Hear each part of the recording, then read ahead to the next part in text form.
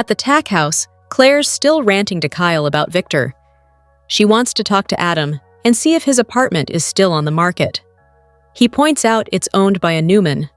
Claire scoffs. God forbid anyone do anything Victor doesn't approve of. She wants the apartment and won't give Victor what he wants anymore. Kyle loves that Claire wants them to live together, but warns against making her family choose sides. She says that's on Victor and declares she's wiping the chess pieces off the board and flipping the table. Kyle smirks. I'll call Adam now. First, Claire wants to know what happened between him and Audra in Nice. Irritated, Kyle admits he was in Audra's sleeping car. He explains she wanted Claire to doubt him. Claire wonders why Audra wants to stir up trouble. Kyle rolls out the old, "It's complicated." Claire assures him she can handle it. He reluctantly tells her that Victor funded Audra's company because she promised to break them up. Claire's taken aback, yet not surprised at all, and declares it's unthinkable. When asked about the real plan, Kyle admits, "To seduce me." Claire gasps. Was Audra willing to blow up her relationship with Nate? Kyle can't say. She makes Kyle swear nothing happened between them. Conveniently leaving out the make-out sesh with his ex, Kyle promises he wouldn't betray her.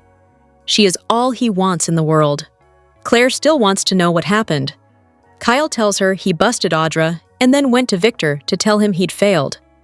The mustache didn't admit anything. Claire marvels that her grandfather was willing to see her suffer to win. She wants a home with Kyle and Harrison and will show Victor just how invincible their relationship is. She rants about Audra, and Kyle warns she may be out for revenge. Claire will enjoy making sure she backs the hell off. She has no idea who she's up against, she snarls. At the ranch, Victor tells Audra to show herself out. But as the third woman to stand up to him on the day of Cole's memorial, she informs him she's not going anywhere. She tells Victor this mission requires patience and asks for another chance. Victor repeats that they're done. Audra insists Kyle is so close to betraying Claire. This is what they've been waiting for. Don't back off now! Audra goes on that she's already planted seeds of doubt with Claire. She'll get Kyle alone, and Victor can make sure his granddaughter arrives at the perfect moment. That's all it will take. Victor repeats that she failed and they're done. Worse, he demands she repay every dime he gave her. Audra protests. You can't do that, Victor intones. Who's going to stop me? You? Audra glares and storms out. Nikki finds Jack at Crimson Lights, and they share a rant about the disastrous trip to Nice. Hoping Catherine is looking out for Chance, they agree they'll have to look out for each other now that they're back in town, and talk turns to the Cain issue. Nikki declares Cain is a threat to all of them. Jack can't understand how he expects to get his paws on private companies, and Nikki confesses she nearly signed Chancellor over to him. Jack declares that Cain is shameless. Nikki warns Victor doesn't know anything about it. Jack worries if Cain would sink that low, Jabot could be at risk. Nikki says they have to stop him. Maybe the Abbotts and Newmans could become allies. Would he consider teaming up with Victor to bring Cain down? Jack's sure Victor's not capable of this, and he won't work with him in any form. Nikki argues that Cain is the real threat right now. Jack will figure out unsavory alliances if and when the time comes. Nikki and Jack are admiring photos of Harrison when Audra arrives. The Abbott and Newman compare notes on her collusion with Victor to break up Kyle and Claire. Nikki updates Jack that her husband pushed Claire to her limit at the memorial. Jack's predictably disgusted. Nikki wishes they could get Audra out of town for good. Audra overhears and informs her she won't be chased out of Genoa City. Not now and not ever. Nikki stands up to needle Audra for feeling hard done by and warns, "Life won't be very pleasant for you here." With that, she walks out. Jack confronts Audra for targeting Kyle and Claire's relationship for money. Audra mocks him for spoiling his son and painting her as the terrifying villain. He tells her she's shameless, but Audra says they're the shameless ones. They just hide behind their money. What is it he really hates? Her actions, or that when he looks at her, he sees what he'd be if he also came from nothing? In the club suite, Billy demands answers from Jill, who shames him for the gazillionth time by reminding him that his nephew Nina's only son, just died, and he hasn't even said his name. Billy says he was with Chance when he passed. He died protecting Lily. Jill cries that he was a kind man with a loving heart. Billy hopes she's okay. Jill's skeptical. He didn't even call her when it happened, yet he's calling her now about Cain's alias. It was Cain who called her when Chance passed, not her son. Billy whines about her selling Chancellor out from under him to Victor. Jill mocks, "Poor baby!" He accuses her of being out to get him and asks her to answer his question. Jill admits she's known about Cain's other identity for quite some time. Billy goes into smug mode and rants at his mother for going to hold Colin's hand after he screwed her out of her inheritance. He's surprised she didn't call to rub his nose in Cain's success and complains about her keeping his secret from Lily and the kids. Jill argues Cain wanted to tell his ex in his own way. On speakerphone, Jill hollers to Cain that she's sorry he had to hear all of this. Billy's disgusted by her loyalty to Ashby and disconnects. Cain chastises Billy for the way he spoke to Jill, who doesn't need more stress. Billy rants that Cain had her bond with a con artist and asks him to stop talking about his mother like she's his. Phyllis intervenes, wanting to get back to business. Billy asks Cain if his offer still stands. Cain confirms it does. They stand to gain everything if they can put their personal issues aside. Billy leaves to think it over as Phyllis warns Cain that Billy is not good for anything he is planning right now. Cain wonders if Phyllis is trying to consolidate power for herself. She argues Billy's too emotional to be a cog in this wheel. Cain thinks this is payback because Billy let her go. Phyllis denies it and warns that Billy can't take orders from anyone and isn't a team player. They debate this until Cain points out Billy brought him a toy train. He's thoughtful. Cain thinks he'd be an asset, and if he's on board, he can help him and Jill reconcile. Phyllis asks why he cares. Cain spent a lot of time with Jill while Colin was fading and saw how losing Billy tore her apart. Now, she's lost her grandson and needs her son. One day, he'll hate himself for the time he's wasted. Phyllis agrees, but warns Billy won't listen to Cain and he'll fail. Cain disagrees. If they're going to take over Genoa City, they need a strong and savvy team. Phyllis confirms she's in. He says, "Good. Then leave Billy to me." Billy rolls up to the bar in Society and spots Victor. They trade insults, and Victor remarks on a good man like Chance being gone while Billy Boy's still there. Billy warns he might become a bigger thorn in his side soon. That'll be fun. Victor says if Billy's a thorn, I have a hatchet. Hello everyone, welcome back to my channel, Pulse Canvas. It's me, Julie, here. I hope everyone is having a wonderful day. Keep watching. So let's dive into today's video. Cain is on a crusade to take over young and restless Genoa City, and is assembling quite the band of merry misfits to help put his mega plan into motion. The latest edition will fit right in given they'll have no issue gunning for the Newmans and Abbotts, or putting their romantic relationship on the line in pursuit of power. With Cain's ambitious plan to take over every company in Genoa City and put them all under the arabesque umbrella, he's going to need all the help he can get. After all, this plan involves bulldozing over not only the Abbott family, but none other than Victor Newman. Phyllis and Billy were shoo-ins for this assignment given their general outcast status with the folks in town.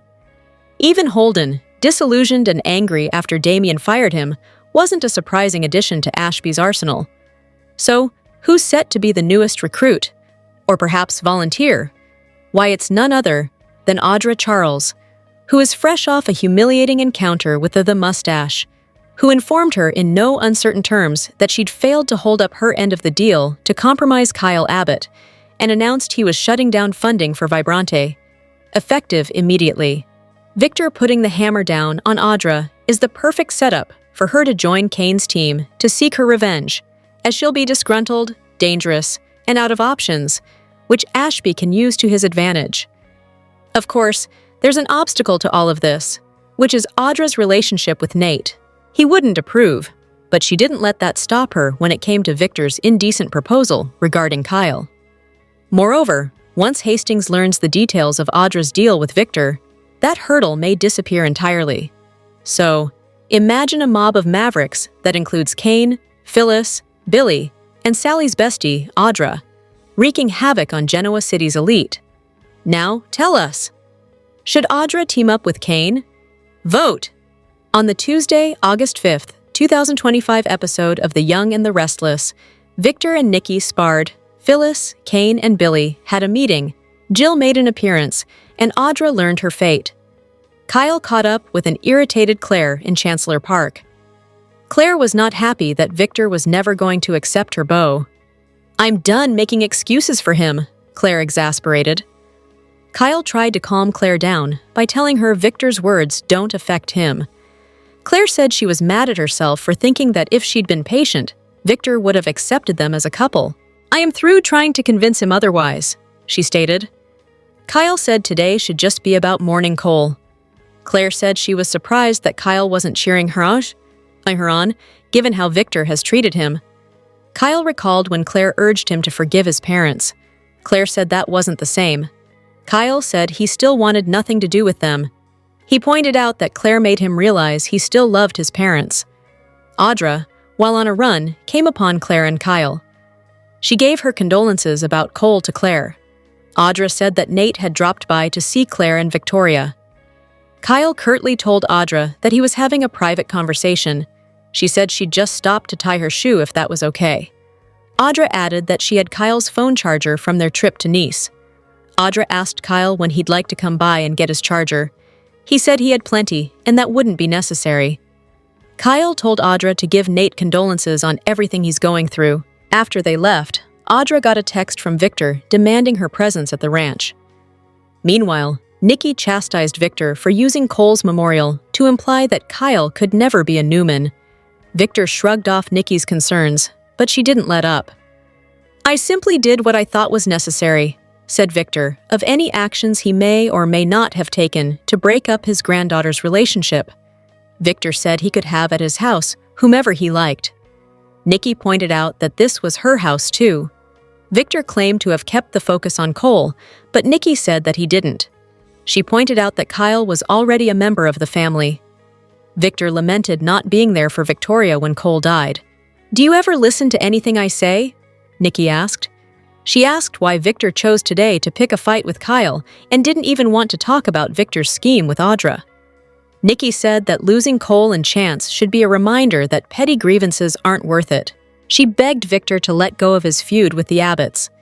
Victor pointed out to Nikki that he and Clare had a special bond and that he knew what he was doing.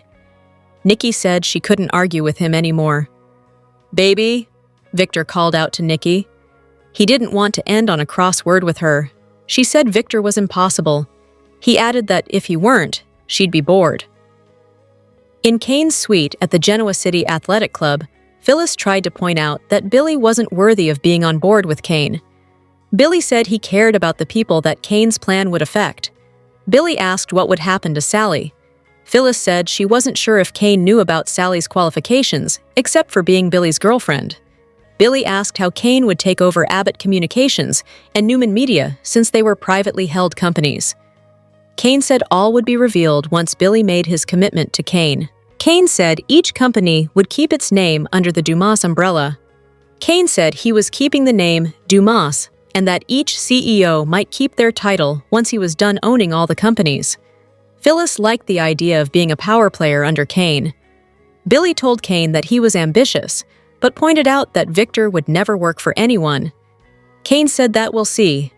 It would be hard for Victor to walk away from his company, as he created it. Phyllis said it'd be great if Victor reported to her. Cain acknowledged it wouldn't be easy. Billy said he'd have to think about Cain's offer. He said all he wanted was Chancellor Industries. He wanted to regain control of Chancellor, but if Nikki were to keep running that company, then he was out. Cain said he was offering more than Chancellor. Billy said he didn't need it. Cain asked Billy why Chancellor was obsessed with him. Billy said Cain giving Chancellor back to Lily would be a nice gift. Cain maintained he hadn't even thought of that. Billy said his connection to Chancellor was personal, and he wanted to honor Chance's legacy. Cain said he also wanted to honor Chance. Phyllis pointed out that he wanted Chancellor back long before Cain died. She claimed that Billy wanted Chancellor back to stick it to Jill, to repay her for not trusting him. Billy said it was more complicated than that. Phyllis left to take an incoming call from Summer. Billy pointed out that Phyllis was a loose cannon. Cain said the same could be said for Billy. Billy urged Cain not to put stock in anything Phyllis says. He did say that Jill sold Chancellor to Victor. Billy said Jill had left him high and dry. Cain said that he and Jill reconnected when Colin got sick. She came to his funeral, and they talked on and off. "The prodigal son is back to take my place," Billy quietly said. Cain said Jill did not trash Billy to him. He said Colin wanted to see Jill one last time.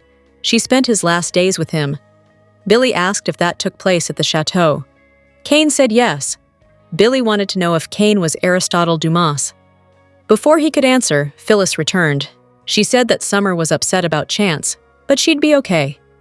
Billy informed Phyllis that Jill was involved in Cain's business plans. Billy called Jill. She said she was wondering if he was going to call her. Billy quipped that it could be the last time they talk, depending on Jill's answer to a question he'd ask. Jill was curious as to why Billy was calling and wondered if he was picking a fight. Billy showed Jill on his phone that he was there with Cain. He asked if she knew that Cain was Aristotle Dumas. "Are you going to deny it, Mom?" "No, you're not, are you?" Billy asked. Jill remained silent. Kyle and Claire dropped by the tack house. Vicky made a mention of Johnny and Katie. She wanted to talk to Victor about Kyle. Claire said it wouldn't matter. She's given up trying. Claire said she's not sitting around waiting for Victor's approval. Kyle asked Claire if she was talking about them moving in together. Claire said yes. Vicky said she was okay with Clare and Kyle moving in together. She let Claire know that not only was she okay with it, but Cole was too. Vicky said that Cole would be proud of how Claire handled herself today with Victor. "This is your life," Victoria told Claire. "Victor Newman's opinion be damned." Audra arrived at the ranch and tried to stay in control. She gave her condolences about Cole. Victor said that Kyle was aware of her pitiful attempt to seduce him. He said he didn't like Kyle thinking he had an advantage over Victor because he discovered Audra and Victor's plan. Audra coyly stated that she didn't fail her assignment. She shrugged that Kyle probably threw out accusations, but that she did not mention Victor's involvement at all. Audra told Victor that she was never going to sleep with Kyle. She said she got him into her room, and all that has to happen now is that Claire has to think that something had happened. Audra told Victor that she told Kyle and Claire in the park that she made up a story about Kyle leaving the charger in her room.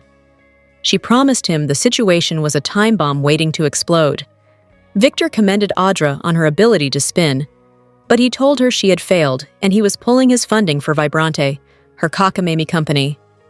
The Young and the Restless spoilers for the week of August 11-15 hint that Cain Ashby will ambush Lily Winters, while Sharon Newman makes a confession.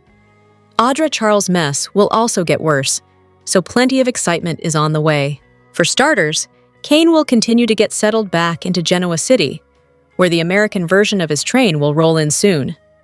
It won't be long until Cain is living there instead of at the GCAC based on what he told Phyllis Summers. Speaking of Phyllis, she'll have to navigate some tricky situations when it comes to her alliance. Although Phyllis totally supports Cain's corporate goals, she's not thrilled about the prospect of Billy Abbott being part of the picture. Since Billy seems poised to make a final decision and most likely throw his full support behind Cain too, that should lead to more clashing with Phyllis along the way. As for Sally Spectra, she'll make Abbott Communications her focus while Billy presumably keeps his eye on the Chancellor Prize. Things are going to get complicated for Billy and Sally as they try to balance their personal and professional lives. Speaking of complicated relationships, Lily's heart should be torn as Cain ambushes her and makes his continued pursuit of her known. Despite Cain's mistakes and all the Damien Cain sadness Lily's dealing with, she'll remain drawn to Cain and their familiar spark. Victor Newman will be busy scheming against Cain and may tempt Lily to strike back at her ex, but lingering love could be a problem. Lingering love will also be on Sharon's mind after the kiss she shared with Nick Newman in Nice. There's a good chance Sharon will confess that smooch to Mariah Copeland, who could probably use a distraction from her own marriage drama. However, there'll ultimately be no escaping what Mariah's up against since she'll be haunted by the stranger she smothered. Now that Mariah has separated from Tessa Porter, she'll have to watch as the distance grows wider, and Tessa leans on Daniel Romalotti Jr. for more support. While Diane Jenkins Abbott prepares a romantic surprise for Jack Abbott, Y&R spoilers say Audra will have a tough time keeping her own relationship intact. Nate Hastings will get updates on Audra losing her Vibranti deal, so he may also learn she got the boot because she failed to seduce Kyle Abbott away from Clare Newman. Of course, trouble could be brewing for Clare and Kyle too, since he hasn't told her the full nice story. Kyle may eventually regret not telling Clare about his trap for Audra, which involved him wearing a towel during a makeout session that got pretty intense. The Young and the Restless spoilers reveal that we have to ask, does Y&R need a handsome new detective to replace Chance Chancellor and handle the next crime that comes along? Chance's sudden demise sparked outrage for many fans who felt like the character shouldn't have been killed off. It definitely added to the shock of all the drama in Nice, but now we're left with some issues in the aftermath. Floyd was leaving anyway since he had another job lined up over on Days of Our Lives, but that doesn't mean Chance had to go. Some viewers feel that Chance should have been recast, for the sake of keeping him around as a detective if nothing else. There's no denying that Chance's grim fate leaves a void when it comes to having an inquisitive detective on canvas. What happens the next time there's a crime and someone needs to be arrested? Y&R might want to think about filling that Chance void sooner rather than later, especially considering the secret Mariah Copeland is keeping about the stranger she smothered. If Mariah ends up getting arrested and thrown in a jail cell over that news somewhere down the line, it'd be good to have a detective on hand for the case. Of course, they could always hire some random cop day players at the GCPD, but it'd be better to introduce a handsome new detective that fans can truly get to know. Perhaps it's time to start thinking about adding a fresh face to the show and letting him take Chance's place when it comes to the hunky detective who gets the job done. If they bring on an actor who's a hit with fans, maybe he could even be used for more personal stories and romantic pairings. Regardless, the CBS soap has a serious detective problem now that Chance isn't around to handle cases anymore. Are you hoping they'll correct that and bring on a dreamy new detective in the not-too-distant future? The Young and the Restless. Spoilers for Thursday, August 4th prove that Victor will always be who he always was, as Victor pulls a typical Victor maneuver, and people are still surprised. Remember when Victor used Lily to get Chancellor? He promised her he'd give it to her to run after he got it away from Billy. He got it away from Billy, and he gave it to Nikki to run. When Lily expressed dissatisfaction with his behavior, Victor shrugged. That's what she got for trusting him. Next time, she'd know better. It's just business anyway. Honestly, Victor did her a favor, teaching Lily such a valuable lesson. Now, Victor screws Audra over in the same way. Talk to Lily. She'll explain why Audra should be grateful, not mad. You're welcome. Kyle is so proud of himself for not sleeping with Audra in France. He can't wait to tell Clare all about it. This will prove that he loves her and that Victor can trust him, and that Audra is awful, and that he's sexy and will Kyle's confession come in time? Or has Clare already made up her mind? Remember the last time Jack tried to help Nikki? Remember how he always died? Remember how Victor reacted? He swore that Jack would pay for daring to give his wife something Victor couldn't.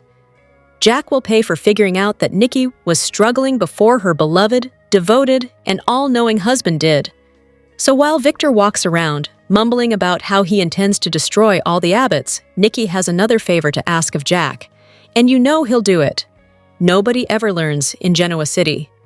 The Young and the Restless spoilers for Thursday, August 7th, reveal that Victor Newman will recruit Lily Winters for revenge on Cain Ashby, while Clare Newman threatens Audra Charles. At the coffee house, Victor will join Lily and Devin Winters as they all discuss Cain's return to Genoa City. Although Lily will want to keep her distance, Victor will have another idea about how to handle her former flame. It turns out Victor will make a pitch to Lily and try to convince her to become part of his vengeful Cain scheme. Lily may argue that she doesn't want to target Cain, but Victor might counter that it's the only way he'll get the message that their romantic reunion isn't happening. Regardless, Cain clearly has big corporate plans in GC, so Victor will feel like they need to band together and fight back. Victor might contend that Lily is Cain's weakness and suggest that she can use his lingering love to manipulate him. Lily won't agree to any of this right away, but there's a chance she could be persuaded to join Victor's plot eventually. It'll be interesting to hear Devon's perspective as well, so stay tuned for his reaction to Victor's proposal. Speaking of proposals, Clare and Kyle Abbott will have one for Adam Newman once they head to Newman Media. That's where Adam will learn Kyle and Clare are still hoping to move in his old apartment. Since Victor previously warned Adam not to make this deal, that could leave him with some reservations. Adam is already on thin ice with Victor over the Billy Abbott hit pieces, so he may be hesitant to cause even more problems with his father. Nevertheless, Kyle will fight hard to reach an agreement since he knows this apartment would make Clare happy. Clare is determined to lock in the perfect place and certainly doesn't mind if it sends a message to Victor in the process.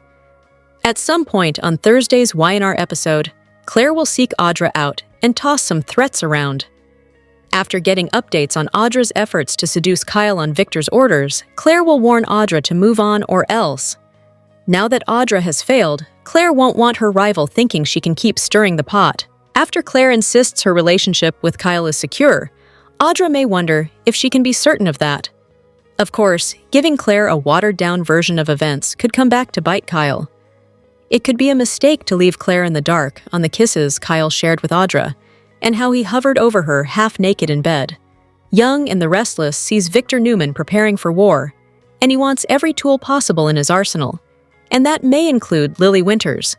Let's get into how Victor might use Lily as a weapon against Cain Ashby. Let's talk about where the battle lines are being drawn with Victor on one side, Cain on the other, and other factions choosing who they can trust. Lily is somebody that could have a huge influence in the coming war. Right now, Cain has just arrived in Genoa City, and this week, Victor delivers that news to Lily, who's absolutely furious. She at first blamed Cain for Damien Cain's death, but now realizes Carter was unhinged, and Cain didn't know his assistant was unstable. Still, Lily wants nothing to do with Cain. She feels like if he wasn't playing those reindeer games, Damien might still be alive. Once Lily found out that Cain was Dumas, she's been kind of furious at her ex-husband across the board. Lily's anger spiraled and got worse from there. With Cain and Victor both planning to use any means necessary to win, it's easy to see that Lily could be a big player on the chessboard. Now Cain wants Lily as his queen by his side, but Victor would love to use her as some sort of pawn in his twisted plan against Cain. So that's the question. Do you want to be a queen? Do you want to be a pawn? Or do you want to say no to both and not play their games? After the truth came out that Carter was the one who killed Damien, that finally stopped Lily from assuming the absolute worst about Cain. Even though Carter killed Damien to get him out of Cain's way so he could have Lily, she let that part go. She still remains appalled by Cain's lies, manipulations, deception, and the whole Dumas thing. It got even worse when Lily got back to Genoa City and Chelsea Lawson Newman revealed that Cain had dipped out of his chateau in France and came back to GC, while he told everybody else they were still trapped on the mountain. That made Lily even madder at Cain. She thinks Colin Atkinson is to blame, and that his awful influence made his son Cain the worst possible version of himself. Of course, Lily is worried about their children finding out how bad their dad is now. Lily didn't want Cain to come back to GC at all, but he's here and not going away. All Lily wants to do is avoid Cain and stay away from him. This week, Victor is making big moves. He talks to Lily and her brother Devon Hamilton. Victor knows that Cain's Achilles heel, his one big weak spot, is Lily. Everybody knows how badly Cain wants to be reunited with Lily. For that reason, Victor Lily is the perfect person to use, possibly as a spy to keep an eye on Cain because of how he approaches her. That means Victor may want Lily to get into Cain's path, rather than staying away from him. Young and the Restless spoilers confirm that Victor wants Lily to join his revenge plot against Billy Abbott and Cain and anybody else who's allying with Lily's ex-husband. Victor tells her, "You shouldn't avoid him. That's the worst thing." She and Devon are hearing him out. Obviously, Victor is going to try real hard to convince Lily to join Team Newman. That would be a huge win over Cain to know that Lily was on their side, and it will drive Cain crazy. In the same conversation, where Chelsea and Lily were talking about how awful Cain is and wondering what he's up to, they were also talking about Victor being shady as heck and totally untrustworthy. So, even if Lily considers Victor's proposal, I think she would go in eyes wide open and with lots of skepticism. Cain made a peace proposal to Victor before they left France, but Victor rejected it and told Cain he's ready to fight. He said, "If you want war, we can do that." But if Victor wants Lily to pretend to get close to Cain, that might be a big problem for her. That might be a line she doesn't want to cross. I don't even know if Lily can pretend to tolerate Cain, because the bottom line is Lily is fuming at Cain. She has vowed never to forgive him.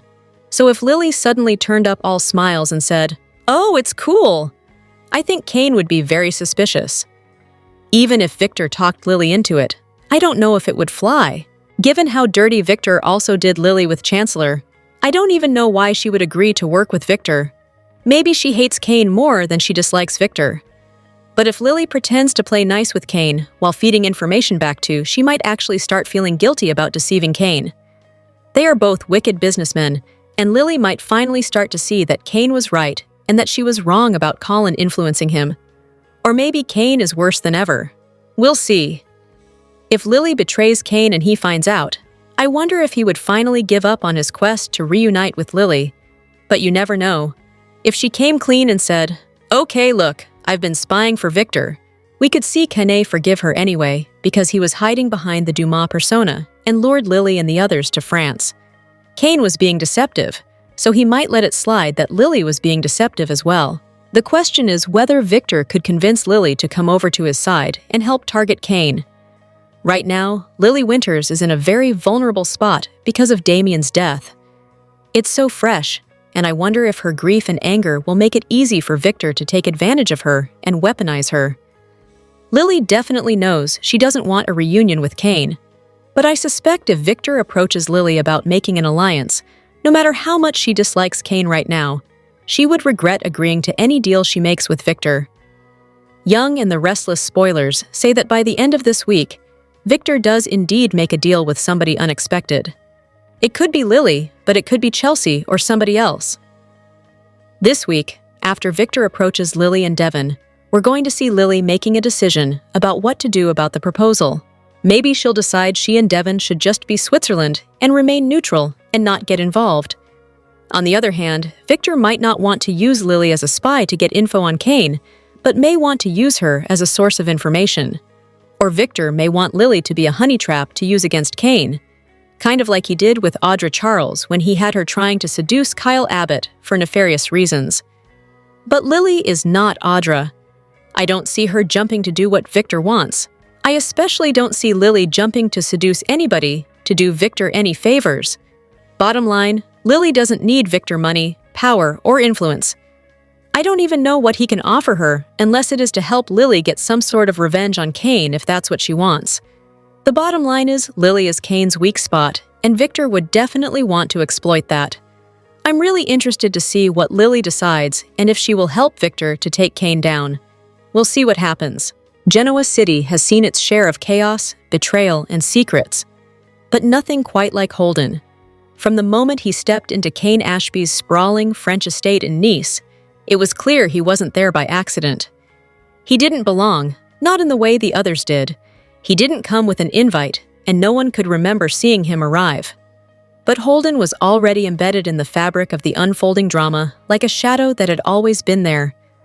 While the elite drank champagne and whispered secrets behind designer smiles, Holden stayed in the periphery, silent, unreadable, dangerous. He wasn't watching the party for entertainment. He was studying it like a chessboard. Every move, every glance, every weakness was catalogued. And behind that cold stare, one thing was clear. He wasn't there for gossip or glory. He was there for revenge. And when the blood was spilled and reputations shattered, Holden didn't flinch. He didn't run. He stayed, lingering in the ruins of Cain's world like a ghost waiting for the next chapter.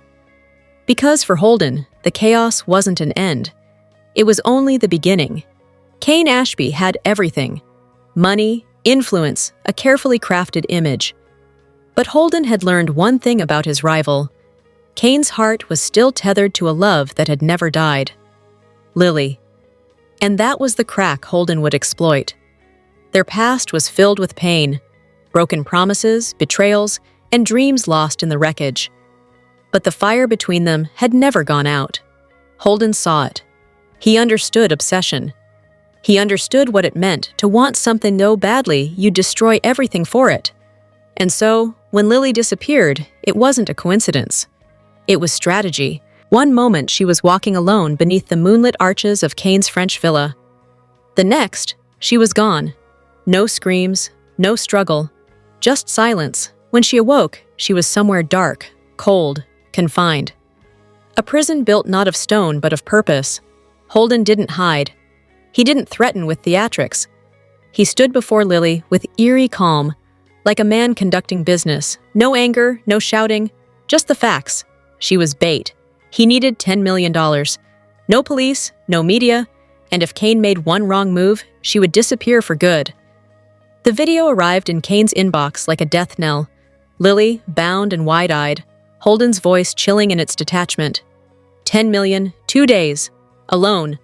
The clock was ticking, and every second sounded like a drumbeat counting down her life. Cain wasn't a man easily rattled, but this wasn't about corporate takeovers or family feuds. This was about the woman who once made him believe he could be more. And now, her life was in his hands. He couldn't afford a single mistake. But if there's one thing Cain has always known how to do, it's play the long game. He could get the money. That was easy. The real challenge would be saving Lily without tipping off the authorities or triggering Holden's next move. There was a time when Audra Charles believed herself untouchable, a sleek, calculated operator in the cutthroat world of Genoa City. But the empire she helped build, and the identity she forged within it, was annihilated in a single afternoon by Victor Newman. The betrayal was not just a firing, it was a public execution of her character. In front of Kyle and Clare, Victor exposed Audra's darkest secrets, branding her unstable, reckless, and ultimately disposable. That word, disposable, echoed in the hollows of her shattered pride. While a lifeline was thrown by Sally Spectra, offering a chance at dignity, Audra chose a different path. Survival was not enough. She needed vengeance. Rejecting the offer, she set her sights on the man who had promised her permanence and delivered ruin. Returning to the Newman estate under the cover of darkness, Audra found Victor in his study. Her approach was silent, precise, and devoid of the anger he might have expected. It was a cold, calculated fury. A swift, unexpected kick sent the patriarch sprawling, his shock eclipsing the pain.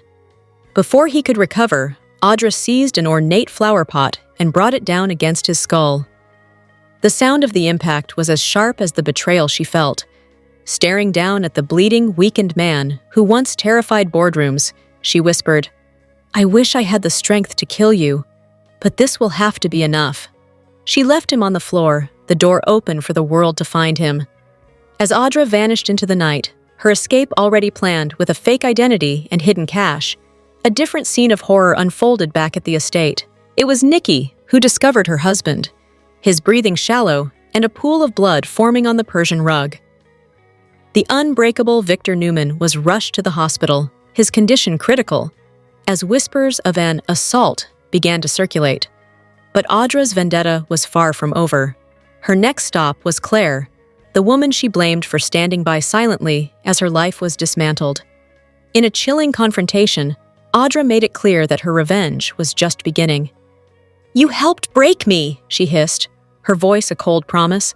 "When I'm done, there won't be a legacy left for any of you to inherit." Meanwhile, across the Atlantic in Paris, Tucker McCall received a single chilling message. "It's done. I'm on my way." A smile played on his lips. He had long offered Audra a safe harbor, a way out if Genoa City became too cruel. Clare isn't about to take this lying down. The Young and the Restless recap for August 6th featured Clare finally learning the truth about Victor, and Audra's plot to destroy her relationship, pushing her to double down on cutting ties with her grandfather. Meanwhile, Nikki and Jack exchanged war stories about Cain and came face to face with Audra's defiance.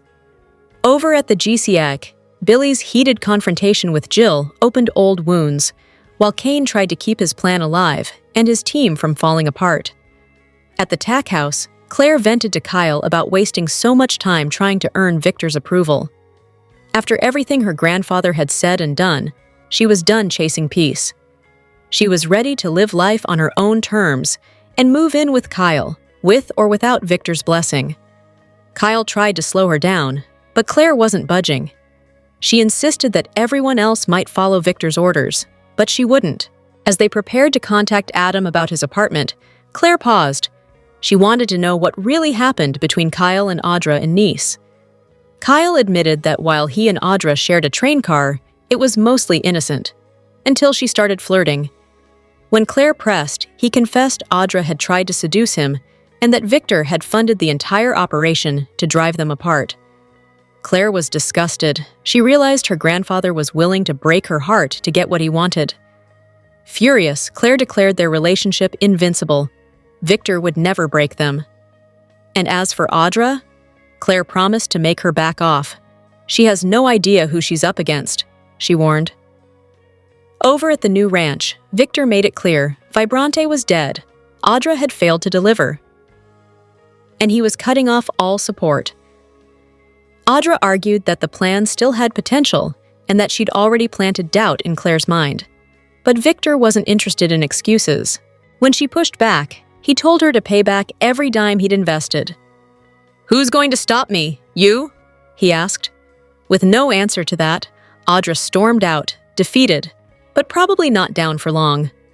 At Crimson Lights, Jack and Nikki reconnected, reflecting on Cole's memorial and the chaos Cain left in his wake. Nikki admitted she nearly handed over Chancellor to Cain when Nick was missing, which left Jack stunned. She hadn't told Victor, fearing his inevitable outburst. Nikki floated the idea of an Abbott-Newman alliance to stop Cain, but Jack wasn't ready to team up with Victor. He'd figure out another way. Their talk turned toward Audra, and just in time, she walked in. Nikki confronted her head-on, accusing her of acting out of greed and spite. Audra, unbothered, insisted she wasn't going anywhere. After Nikki stormed off, Jack laid into her, but Audra pushed back, claiming the Abbotts and Newmans were hypocrites who looked down on her for having to fight her way up. She walked out, but her words may have left a mark. Back at the GCAC, Billy was on the phone with Jill, furious over her connection to Cain. Jill reminded him that Chance had just died, and he hadn't even called her about it. Their argument revealed that Jill had known about Cain's secret identity for a long time, and had sided with Colin in his final days. Phyllis tried to calm things down, but Billy's rage only escalated. He accused Cain of trying to steal Jill, while Cain reminded him that they both needed her now more than ever. When Billy asked if Cain's business offer was still on the table, Cain said it was, despite all the fireworks. After Billy left, Phyllis warned that he was too emotionally volatile to be part of their plan. Cain disagreed. He saw potential in Billy, especially after the thoughtful gesture of giving him a toy train. Cain believed reconciling with Jill could help heal Billy's grief. Phyllis wasn't convinced, but Cain asked her to trust him and let him handle Billy. Later, Billy ran into Victor at Society, and the two immediately began trading barbs. Victor offered his condolences for Chance, but noted Billy was still around, stirring trouble. Billy warned he was about to become Victor's biggest problem,